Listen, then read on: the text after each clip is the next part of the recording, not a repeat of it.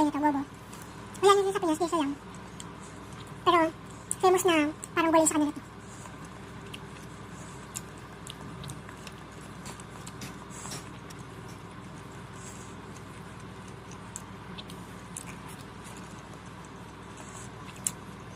Parang fish cake sa kanila.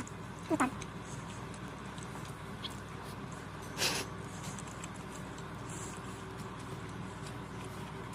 Sa pagkakalam ko, kojak to.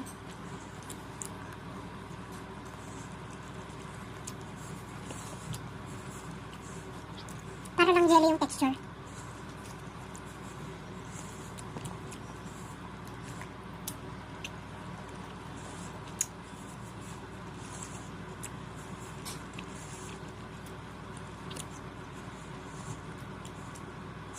Yung lasa nito, yung parang aftertaste ng kutsinta.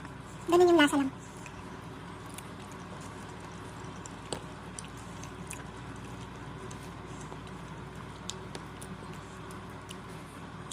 Ito radish.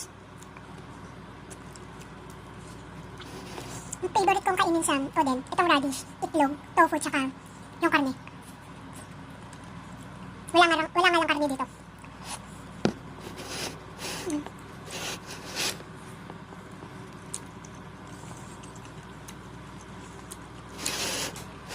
Fish cake ulit. Itong pulang stripe na to. Ano to eh? Luya.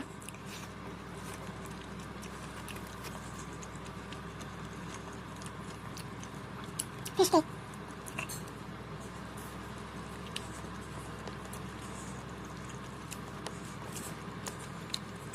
Fish cake kasi.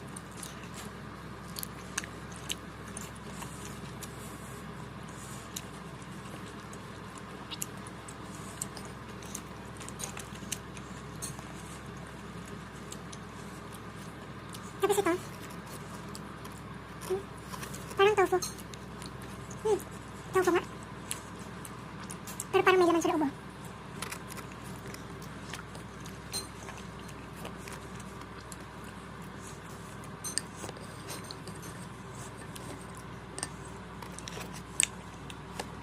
Yung paborito ko sa oden, itlog.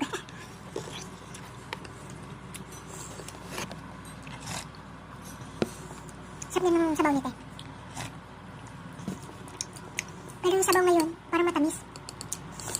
Kasi yung nakain kong oden sa church, sa simbahan, dito sa Japan.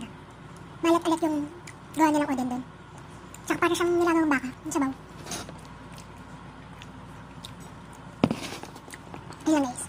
Next time po, maraming salamat po sa mga. Bye bye.